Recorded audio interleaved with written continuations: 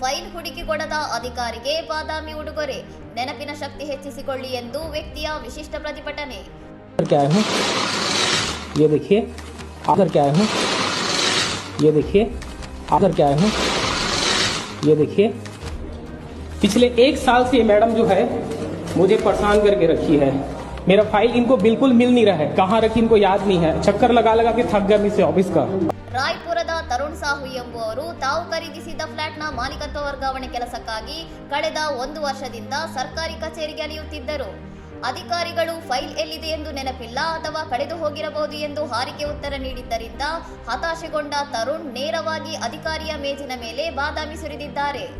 ಈ ಬಾದಾಮಿಗಳನ್ನು ತಿನ್ನಿ, ಇದರಿಂದ ನಿಮ್ಮ ನೆನಪಿನ ಶಕ್ತಿ ಹೆಚ್ಚಾಗುತ್ತದೆ, ಬಹುಶಃ ನನ್ನ ಫೈಲ್ ಎಲ್ಲಿಟ್ಟಿದ್ದೀರಿ ಎಂದು ಆಮೇಲಾದರೂ ನೆನಪಾಗಬಹುದು ಎಂದು ತರುಣ್ ವ್ಯಂಗ್ಯವಾಡಿದ್ದಾರೆ. ಈ ಸೃಜನಾತ್ಮಕ ಪ್ರತಿಭಟನೆಯ ವಿಡಿಯೋ ಸಾಮಾಜಿಕ ಜಾಲತಾಣಗಳಲ್ಲಿ ಭಾರಿ ವೈರಲ್ ಆಗಿದ್ದು, ಕೆಲಸದಲ್ಲಿ ವಿಳಂಬ ಮಾಡುವ ಅಧಿಕಾರಿಗಳಿಗೆ ಇದೇ ರೀತಿ ತಕ್ಕ ಪಾಠ ಕಲಿಸಬೇಕು ಎಂದು ನೆಟ್ಟಿಗರು ಶ್ಲಾಘಿಸಿದ್ದಾರೆ.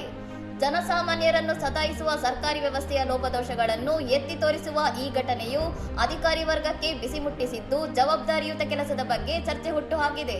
ಇನ್ನಷ್ಟು ಸುದ್ದಿಗಳಿಗಾಗಿ ನೋಡ್ತಾ ಇರಿ ಸೌರಂ ಟಿವಿ.